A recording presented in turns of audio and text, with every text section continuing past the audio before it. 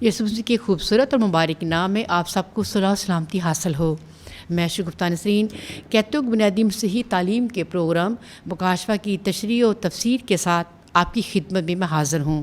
ناظرین، آج ہم آپ کے سامنے مکاشفہ کی کتاب اس کا باب نمبر 21واں اس کی تشریح و تفسیر آپ کے سامنے پیش کریں گے۔ اس تشریح و تفسیر میں ہماری رہنمائی کرتے ہیں مبشر انجیل صابر سیمول صاحب۔ بابو جی، میں آپ کو کیتھولک ٹی وی میں اس پروگرام کی تشریح و تفسیر کے لیے خوش آمدید کہتی ہوں۔ شکریہ۔ مسیح میں میرے عزیزو، آج ہم مکاشفہ کی کتاب کے تیسرے حصے میں پہنچ چکے ہیں۔ پہلا حصہ رسالتی حصہ تھا، دوسرا حصہ نبوتی حصہ تھا، اور تیسرا حصہ جو ہے وہ اجر مومنین ہے۔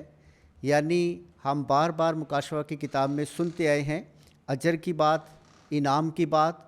تو آج ہم تیسرے حصے میں جو ہے وہ اجر مومنین کو دیکھیں گے کہ مومنین کا اجر کیا ہے، یعنی نیا جہان، نئی زندگی، اور ایسی زندگی جو خدا میں اور خدا کے روبرو زندگی ہے اور جس کا کبھی اختتام نہیں، اور خدا کی ماند زندگی۔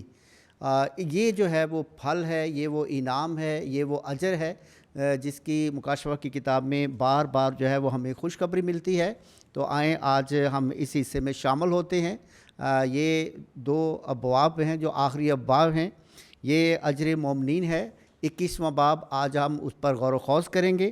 میڈم جی ہم سب کے لیے 21واں باب اس کی پہلی آیت جو ہے وہ پڑھیں گے۔ جی شکریہ۔ اجر مومنین۔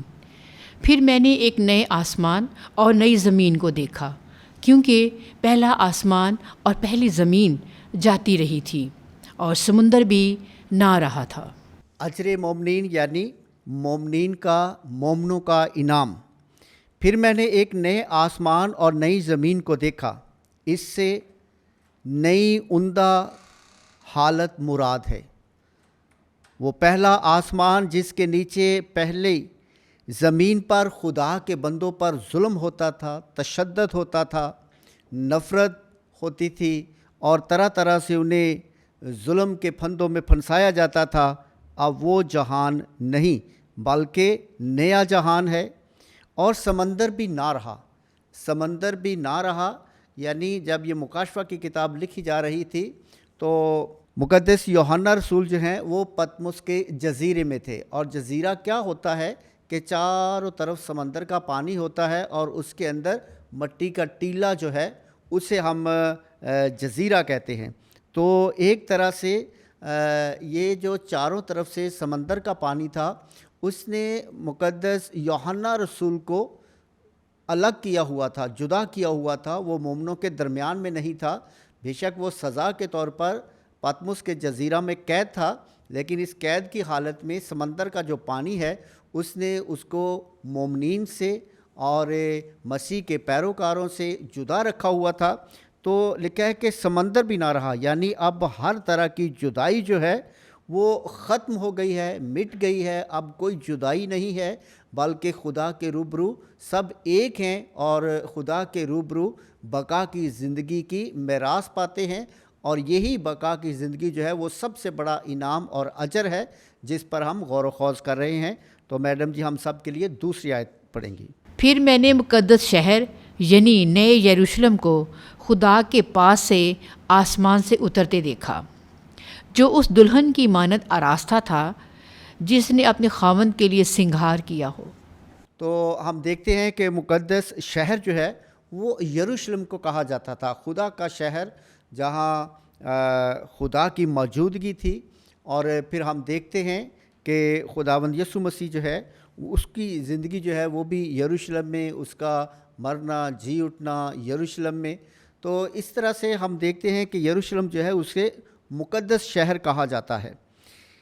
پھر میں نے نئی یروشلم کو خدا کے پاس سے آسمان سے اترتے دیکھا، یعنی پرانا یروشلم کو نہیں جہاں نبیوں کا قتل کیا جاتا تھا، بلکہ نیا یروشلم جو مومنوں کی جماعت ہے، مسیحوں کی جماعت ہے اور مسیحی کلیسیا ہے، اسی کو یہاں پر جو ہے وہ نیا یروشلم کہا گیا ہے۔ انسان کی بناوٹ نہیں، زمین سے بنائی ہوئی نہیں، بلکہ آسمانی بناوٹ ہے، یعنی کلیسیا آسمان کی طرف سے خدا کی طرف سے ہے، کیونکہ خدا کلیسیا میں ہے اور کلیسیا خدا میں ہے، اور یہ خدا کی مانند ہوتی ہے اپنی اصلی حالت میں اور نئی حالت میں آ کر۔ وہ دلہن کی مانند آراستہ تھی۔ جس طرح دلہن بڑی سجی ہوتی ہے، اسی طرح کلیسیا اپنے نیکیوں کے کاموں سے، سچائیوں کے کاموں سے، ایمان کے سبب سے اور خدا کے ساتھ جڑے رہنے سے، خدا سے فضل پانے سے سجی ہوئی ہے، ان تمام نیکیوں اور سچائیوں کے کاموں کے ساتھ، اور وہ اپنے خاوند کے لیے اس نے سنگار کیا ہے، اور یہ خاوند یسوع مسیح جو دلہا ہے اس کو کہا گیا ہے، اور یہ پوری سج دج جو ہے یہ کلیسیا کے نیکی اور سچائی کے کام ہیں، بھلائی کے کام ہے، اور خصوصی طور پر ایمان میں خدا کے ساتھ جڑے رہنا جو ہے، ایمان جو ہے، یہ سب سے بڑا اس کا کام ہے جو تمام نیکیوں کی طرف ہمیں راغب کرتا ہے۔ تو ان تمام خوبصورت سنگار کے ساتھ جو ہے وہ سجی ہوئی دلہن ہے، اور جس کا دلہا خود خدا کا بیٹا یسوع مسیح ہے۔ اور میں نے ایک بڑی آواز یہ کہتے ہوئے تخت سے سنی کہ دیکھ، خدا کا خیمہ آدمیوں کے ساتھ ہے، اور وہ ان کے ساتھ سکونت کرے گا، اور وہ اس کی امت ہوں گے، اور خدا آپ ان کے ساتھ رہے گا۔ اور میں نے ایک بڑی آواز یہ کہتی ہوئی تخت سے سنی۔ تخت سے یہ جو آواز ہے یہ براہ راست خدا کی آواز ہے۔ پہلے ہم دیکھتے ہیں کہ فرشتے کی معرفت یا اور کسی طرح سے آواز دی جاتی تھی، لیکن یہاں پر تخت سے آواز جو ہے یہ براہ راست خدا کی آواز ہے۔ میں نے آواز سنی کہ اب خدا ہمیشہ آدمیوں کے ساتھ رہے گا، یعنی اب خدا ہمیشہ آدمیوں کے ساتھ رہے گا، اور آدمی نئی حالت میں ہے اور بقا کی حالت میں ہے، جلالی حالت میں ہے، اور یہ جو جہان ہے اس کے اندر خدا جو ہے وہ براہ راست انسانی ذات اور انسان کے درمیان میں ہے، اور وہ ہمیشہ ان کے ساتھ رہے گا۔ آدمی اس کی امت ہوں گے اور خدا آپ ان کے ساتھ رہے گا۔ یعنی ایک بار پھر انسانی ذات جو ہے اس اجر میں کیا حاصل کرے گی کہ وہ خدا کے ساتھ روبرو خدا کو دیکھیں گے، خدا کے ساتھ رہیں گے، خدا کی حضوری میں رہیں گے، خدا کے جاہ و جلال میں رہیں گے، اور یہی وہ انعام ہے، یہی وہ اجر ہے مومنین کے لیے۔ خدا بار بار مکاشفہ کی کتاب میں کہتا ہے کہ یہ اجر اور یہ انعام تمہارے لیے رکھا ہوا ہے، اور یہی وہ انعام ہے کہ اب وہ اپنے خدا کے روبرو رہیں گے، اور خدا ہمیشہ ہمیشہ ان کے ساتھ رہے گا، اور وہ ان کی آنکھوں کے سب آنسو پونچھ دے گا، اور پھر نہ موت ہوگی اور نہ غم اور نہ نالہ اور نہ پھر دکھ ہوگا، کیونکہ پہلی چیزیں جاتی رہیں۔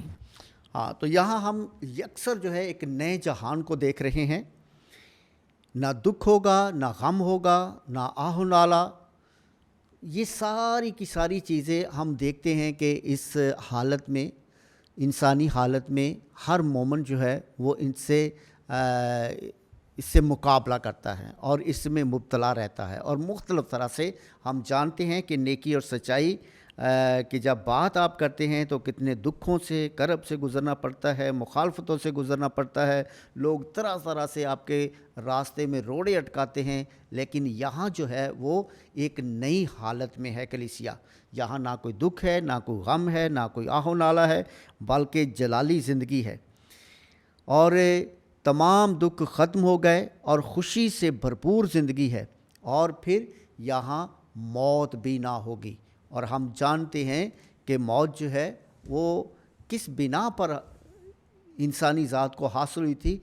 گناہ کی ذات پر، اور اب گناہ سے مبرہ کلیسیا جو ہے وہ خدا کے روبرو ہے، خدا کی حضوری میں ہے، اس لیے یہاں نہ رونا ہوگا، نہ چلانا ہوگا، کیونکہ پہلی ساری کی ساری باتیں جاتی رہیں۔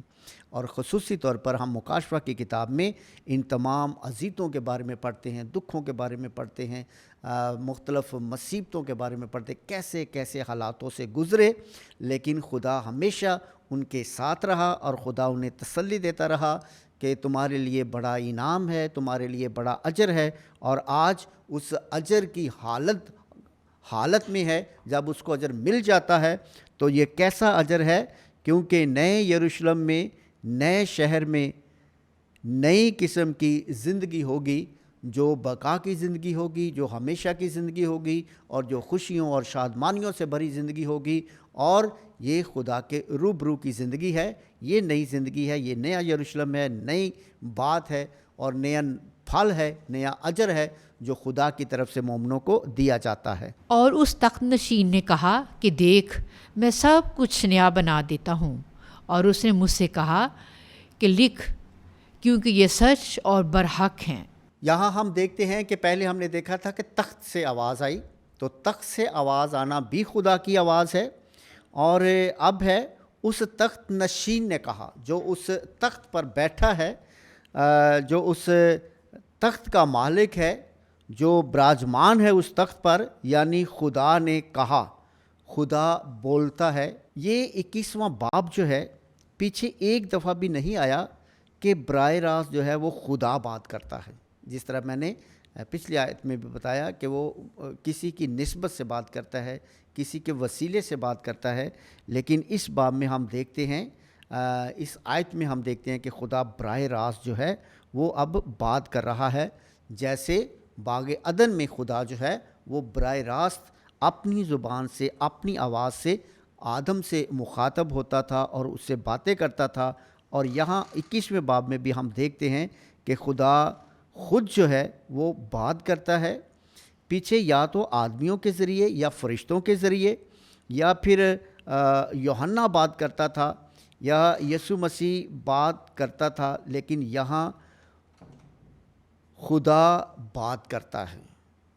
یہ پہلی دفعہ آیا ہے کہ خدا خود جو ہے وہ بات کرتا ہے، اور اس نے مجھ سے کہا، یعنی خدا نے مجھ سے کہا، میں سب کچھ نیا بنا دیتا ہوں۔ یہ سچ اور برحق ہے، یہ سچی بات ہے، یہ حق کی بات ہے، اور حق خدا سے ہے، اور یہ وہی حق ہے جو خدا انسان کو دیتا ہے، اور اس حق کا مالک جو ہے وہ خود خدا ہے، کیونکہ یہ ابدی اور جلالی زندگی کی بات ہے۔ یہ اس ملکیت کی بات ہے جو خدا کی ذات کی اپنی ہستی کی ملکیت ہے۔ تو خدا جو ہے انہیں خوشخبری دیتا ہے ایک نئی زندگی کی، اور یہ خود اپنی آواز میں جو ہے وہ خوشخبری دیتا ہے، اور کہتا ہے کہ یہ باتیں جو ہیں وہ سچ اور برحق ہیں، یعنی یہ باتیں تمام کی تمام جو ہے وہ خدا کی ذات سے ہیں، اور خدا ان کو عطا کرنے والا ہے۔ اس نے مجھ سے کہا کہ ہو چکا، میں الفا اور اومیگا ہوں، یعنی ابتدا اور انتہا ہوں۔ میں اسے جو پیاسا ہے آب حیات کے چشمے سے مفت پلاؤں گا۔ ہاں، الفا اور اومیگا، اس کا مطلب جیسے حروف تہجی ہے، یہ یونانی ہے، الفا اور اومیگا، جیسے الف اور یہ ہے، جیسے انگلش میں اے ہے اور زیڈ ہے، اور اس کے درمیان میں جتنے بھی الفاظ ہیں اس سے ساری زبان جو ہے وہ کیا کہتے ہیں کہ ساری زبان جو اسی سے تخلیق ہوتی ہے، اسی سے سب نکلتا ہے۔ تو اس طرح سے الفا اور اومیگا یعنی ابتدا اور انتہا، خدا کی یہ صفت ہے کہ وہ اول اور آخر ہے، نہ اس کا کوئی شروع ہے نہ اس کا کوئی اختتام ہے۔ تو یہ الفا اور اومیگا یہ خالصتاً خدا کی ذات کے لیے جو ہے یہ لفظ لیے جاتے ہیں، اور یہ الفا اور اومیگا جو ہے وہ خدا اپنی ذات کے لیے کہتا ہے کہ یہ خدا کی ذات ہے، یعنی پرانی چیزوں کا زمانہ ختم ہوا، میں شروع اور آخر ہوں، ہر چیز کا شروع اور ہر چیز کا آخر، میں شروع کرنے والا اور ختم کرنے والا ہوں۔ کہ اس جہان میں ہم نے دیکھا کہ کس طرح سے اذیت سے گزرتی ہے کلیسیا، لیکن کہتا ہے کہ میں اس کا اختتام کرنے والا ہوں، اسی لیے میں نے سب پرانی چیزوں کو ختم کر دیا، اور ان تمام پرانی چیزوں کو ختم کرتا ہوں جس میں ایماندار دکھ اٹھاتے تھے، جس میں ایماندار اذیتوں سے گزرتے، وہ سب کچھ میں نے ختم کر دیا، وہ میں ختم کرتا ہوں اور نئی چیزوں کو شروع کرتا ہوں۔ ایک نیا جہان جو ہے اس کا آغاز کرتا ہوں، اس کو شروع کرتا ہوں۔ میں اس کو جو پیاسا ہے، جو خدا اور راست بازی کا پیاسا ہے، اب وہ پیاسا نہیں، کیوں؟ کیونکہ وہ خدا میں ہے، خدا کے روبرو ہے، اور خدا زندگی کا پانی ہے جو روحانی زندگی، جس کو روحانی زندگی کی پیاس تھی، اب وہ پیاس ختم ہوگی، وہ سیر ہوگا۔ روحانی زندگی کا جو طالب ہے اسے روحانی زندگی کے چشمے کا پانی مفت دیا جائے گا۔ اب کسی طرح کی پیاس نہیں ہوگی، وہ اپنے طالبوں کو مفت انعام دے گا، وہی انعام جس کا بار بار ذکر جو ہے وہ ہم یوحنا عارف کی مکاشفہ کی کتاب میں بار بار سنتے ہیں، آج اس اجر میں ہے، اور اس اجر کو حاصل کیے ہوئے کلیسیا جو ہے وہ ہمیں دکھائی دیتی ہے۔ جو غالب آئے وہ ان باتوں کا وارث ہوگا، اور میں اس کا خدا ہوں گا اور وہ میرا بیٹا ہوگا۔ جو غالب آئے یعنی جو فتح پائے۔ فتح ہم نے کیا پانی ہے؟ فتح سے مراد ہے کہ جب تک ہم اس دنیا میں جیتے ہیں ہم کمزوری کی حالت میں ہیں، اور کمزوری کیا ہے؟ کمزوری ہے کہ گناہ ہمیں آ گھیرتا ہے، لیکن خدا کا شکر ہے کہ خدا نے کبھی بھی انسان کو کمزوری کی حالت میں چھوڑا نہیں، بلکہ ہم جانتے ہیں کہ جب عید سعود ہوا تو یسوع مسیح نے کہا کہ تم یروشلم سے باہر نہ جانا جب تک تمہیں آسمان کی طرف سے قوت اور طاقت نہیں ملتی۔ عید پینتیکوس پر کیا ہوا تھا کہ خدا نے اپنا روح بھیجا تھا، اور خدا کا روح جو ہے وہ کیا کرتا ہے؟ خدا کے روح جو ہے اس کی پہچان کیا ہے کہ ایک دم جب روح القدس نازل ہوا تو کیا ہوا تھا کہ جو بند دروازے تھے وہ کھول دیے گئے، وہ کھل گئے، اور شاگرد جو ڈر کے مارے ہوئے وہ بالا خانہ میں تھے، تو وہ جو ہیں وہ ہم دیکھتے ہیں کہ کس طرح سے دروازوں کو کھول کر چوکوں میں جا کر گواہی دیتے ہیں، اور کیا کہتے ہیں کہ اے گلیلی مردو، جس یسوع کو تم نے کاٹ پر لٹکا دیا اور مار دیا، ہم اس کی گواہی دیتے ہیں کہ وہ مردوں میں سے جی اٹھا ہے، وہ جلال کا مالک ہے، اور اسی کے وسیلے سے ابدی اور جلالی زندگی کی میراث ہے۔ اور آج یہی میراث ہم یہاں پر دیکھ رہے ہیں، اور خدا نے ہمیں اپنے روح کے وسیلے سے قوت بخشی ہے، طاقت بخشی ہے، تاکہ ہم فتح مند ہوں۔ وہ نئی چیزوں کا وارث ہوگا جو فتح مند ہوگا، یعنی جو اس روح کے سبب سے بار بار گناہ پر غالب آتا ہے، وہ فتح مند ہے، اور وہ فتح مند ہوگا، روح کے سبب سے ہوگا، اور میں اس کا خدا ہوں گا، وہ میرا بیٹا ہوگا، اس کے ساتھ میں ہمیشہ رہوں گا اور وہ ہمیشہ میرے ساتھ رہے گا۔ اپنے گھر میں رہتے ہوئے وہ میرے ساتھ رہے گا، اپنے گھر میں رہتے ہوئے یعنی خدا کی حضوری اور جاہ و جلال میں رہتے ہوئے، کیونکہ وہ جہان ہمارے لیے ہے۔ میں اس کے ساتھ رہوں گا جیسے باپ اپنے بچوں کے ساتھ رہتا ہے۔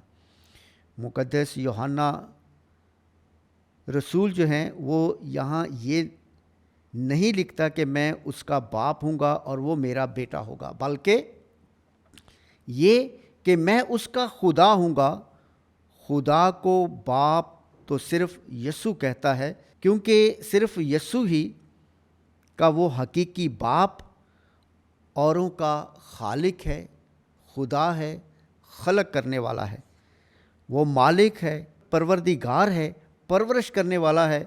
پروردگاری کے لحاظ سے بائبل مقدس جو ہے خدا کو آدمیوں کا باپ کہتی ہے، یا بائبل میں آدمیوں کا باپ کہا گیا ہے۔ کیونکہ وہ پروردگار ہے، وہ خالق ہے، وہ رزق دینے والا ہے۔ پروردگار ہونے کے لحاظ سے خدا کو آدمیوں کا باپ کہا گیا ہے، یہ تو ہے راست بازوں کے لیے، اور اسی سبب سے ہم جو ہیں وہ باپ کے بیٹے کہلاتے ہیں، کیونکہ یسوع مسیح کے پیروکار ہوتے ہوئے ہم یسوع کی میراث جو ہے اس کو حاصل کرتے ہیں۔ اس نسبت سے ہم جو ہے وہ خدا کو باپ کہتے ہیں، لیکن یسوع مسیح حقیقی بیٹا ہونے کی نسبت سے خدا کو باپ کہتا ہے۔ मगर बुज़दिलों और बेईमानों और घिनौने लोगों और खूनियों और हरामकारी और जादूगरों और बुत परस्तों और सब झूठों का हिस्सा उस झील में होगा जो आग और गंधक से जलती रहती है। ये दूसरी मौत है। यहाँ हम देखते हैं कि खुदा के कलाम में लिखा है कि मगर बुज़दिलों और बेईमानों। बुज़दिल बहुत दफ़ा हम जब बहादुरी की तारीफ़ करते हैं तो बड़े अजीब तरीके से, कि जो बहुत ताकतवर है, जो बहुत लड़ाई कर सकता है, बहुत क़ुव्वत रखता है, शायद बहुत दफ़ा वो जुल्म भी करे तो हम कहते हैं कि ये बहुत बहादुर था। ऐसा नहीं है। बहादुर से मुराद है सच्चाई पर डटे रहना, खा कैसे ही मुश्किल हालात क्यों ना हो। तो इसलिए बहादुरी हम इससे लेते हैं कि मुकाशफा की किताब जो है वो बहादुर किसे कहती है कि जो सच्चाई और रास्तबाजी के साथ जुड़े रहे, लेकिन उनको तेल के उबलते कड़ाहे में डाल दिया गया, लेकिन वो कभी भी सच्चाई से मुनकर ना हुए, कभी भी सच्चाई से जुदा ना हुए, बल्कि वो गवाही देते रहे कि खुदा की ज़ात ही सच है और उसका बेटा यीशु मसीह जो है वो निजात दहिंदा है। उसी के वसीले से इंसान जो है वो जाहो जलाल और आसमान का अजर पाएगा, और आज हम उसी अजर की इस बाब में बात कर रहे हैं। तो इस तरह से बहादुर कौन है? जो सच्चाई को थामे हुए ज़िंदगी की हर मुश्किल को बर्दाश्त करता है, लेकिन ज़िंदगी के कठिन और मुश्किल हालातों में से गुज़रता हुआ वो कभी सच्चाई से मुंह नहीं फेरता, सच्चाई का इनकार नहीं करता। तो यहाँ हम देखते हैं गुनौने काम और अज़ाब के काम। गुनौने काम जो हैं इससे मुराद थी कि हम देखते हैं कि इब्तदाई कलीसिया जो हज़ार सानियों से गुज़रती थी तो ये घिनौने काम थे जो उन पर अज़ाएँ मुसल्लत की जाती थी, तरह तरह से जुल्म जो है उन पर ढाया जाता था। तो इसकी हम बात तफसील से नहीं करेंगे, हम कर चुके हैं कि किस तरह से उनको सज़ाएँ दी जाती थी।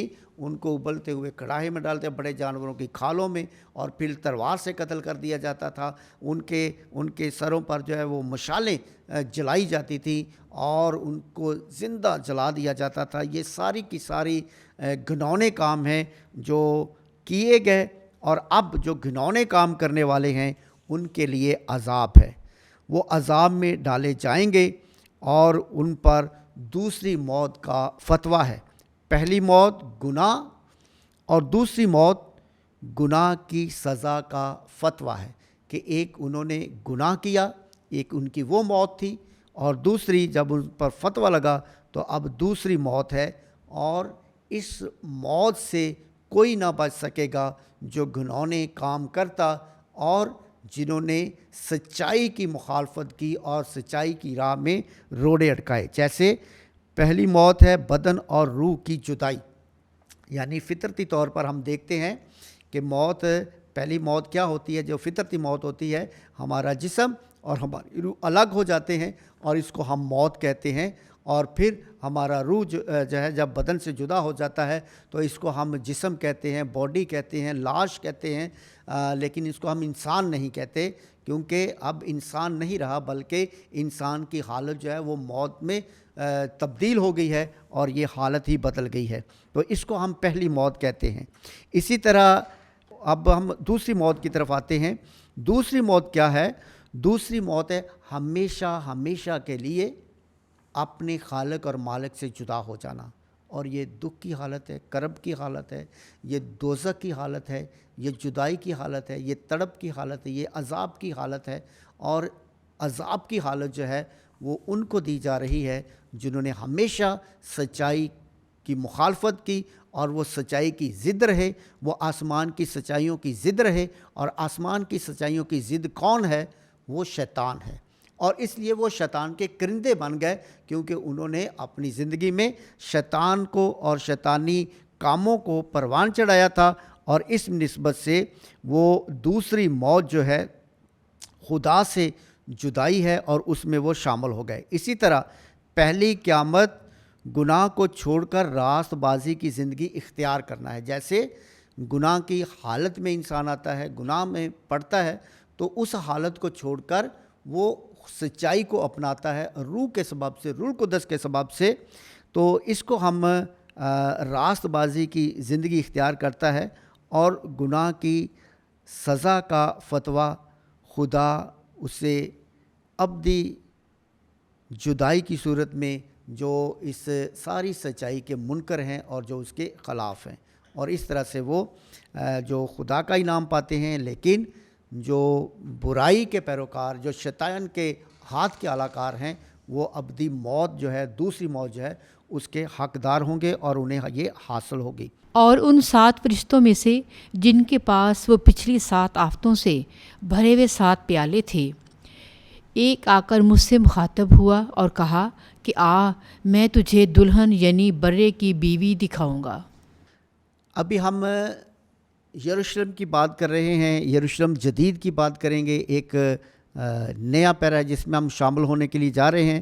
یہ ہم 7ویں آخری آیت کریں گے، اور اس کے بعد پھر دوسری جو قسط ہے اس میں ہم جائیں گے۔ نیا یروشلم، ایک پرانا یروشلم ہے جو یہودیہ کے علاقے میں ہے، اور ایک نیا یروشلم ہے۔ ان 7 فرشتوں میں سے ایک نے مجھ سے کہا، کیا کہا؟ میں تجھے دلہن یعنی تجھے برگزیدہ لوگوں کی جماعت دکھاؤں۔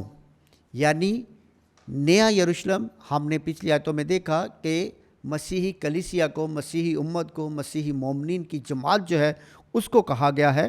تو یہاں ہم دیکھتے ہیں کہ دلہن جو ہے برگزیدہ لوگوں کی جماعت کو کہا گیا ہے، وہ برے کی دلہن ہے۔ برے نے اپنے خون کے ساتھ، اپنی قربانی کے ساتھ، اس کے ساتھ اپنا ایک رشتہ جوڑا ہے، اور دلہا اور دلہن کا رشتہ جو ہے وہ انتہائی محبت سے بھرپور رشتہ ہے۔ دلہن اور دلہا کا رشتہ جو ہے وہ وہ ایک وفاداری کا اور محبت کا رشتہ ہے، ایک ساکرامنٹ ہے، اور اس لیے یہاں پر جو ہے اس مقدس رشتے کے ساتھ جو ہے وہ خود یسوع مسیح اور اس کے مومنین کے رشتے جو ہیں اس کے ساتھ بیان کیا گیا ہے۔ یہ سارا علامتی ہوتا ہے، مکاشفہ یہی ہوتا ہے کہ بہت ساری چیزوں سے ہم اس خدا کے گہرائی اور الہامی کلام کی طرف جاتے ہیں۔ تو یہ جو رشتہ دلہا اور دلہن کا ہے، چونکہ یہ محبت کا رشتہ ہے، وفاداری کا رشتہ ہے، اور ایسی خالصتاً محبت اور ایسی خالصتاً وفاداری جو ہے جو خدا کے بیٹے اور مومنین میں ہے، اس کی بنا پر دلہا اور دلہن کا رشتہ اسے کہا گیا ہے۔ وہ ہمیشہ نئی نویلی رہتی ہے۔ نئی نویلی رہنے سے مراد کہ وہ ہمیشہ سچائی اور پاکیزگی کے کاموں میں بڑھتی ہے، اور یہی اس دلہن کا سنگار ہے، یعنی مسیحی کلیسیا کا یہی سنگار ہے، یہی اس کی خوبصورتی ہے کہ وہ خدا کے ساتھ جو جڑی رہتی ہے، خدا سے فضل حاصل کرتی ہے، خدا سے روح کی پاکیزگی حاصل کرتی ہے، اور اس سبب سے، اس کی قوت اور قدرت سے پھر نیکی اور سچائی کے کام کرتی ہے، خدا کے کام کرتی ہے، اور اس سبب سے یہی اس کا سنگار ہوتا ہے۔ وہ اپنے اچھے کاموں کے وسیلے سے ہمیشہ دلہا کے لیے تیار رہتی ہے، اپنی تمام خوبصورت کاموں اور تمام خوبصورت نیکیوں کے ساتھ۔ تو ابھی ہم امید کرتے ہیں کہ چونکہ ہم کچھ دیر کے بعد آئے، لیکن آپ ضرور اس سے استفادہ حاصل کریں گے، اور اس کے بعد اگلا حصہ جو ہے وہ ہم اس کے بعد آنے والی قسط جو ہے اس میں دیکھیں گے۔ بہت شکریہ۔ جی ناظرین، آج ہم نے آپ کے سامنے مکاشفہ کی تشریح و تفسیر کے سلسلے میں مکاشفہ کی کتاب، اس کا 21واں باب اور اس کا حصہ اول کی تشریح و تفسیر آپ کے سامنے پیش کی ہے۔ ہمیں امید ہے کہ آج کے کلام کے وسیلے سے آپ کو بہت برکت ملی ہوگی، اور ہماری دعا ہے کہ خدا کا فضل، رحم اور محبت ہمیشہ آپ پر اور آپ کے گھرانوں پر ٹھہرا رہے۔ آمین۔ اور آپ آخر میں ناظرین ہمارے چینل کو سبسکرائب کیجئے، پروگرام کو لائک اور شیئر ضرور کیجئے۔ آپ سب کا بہت بہت شکریہ۔ آمین۔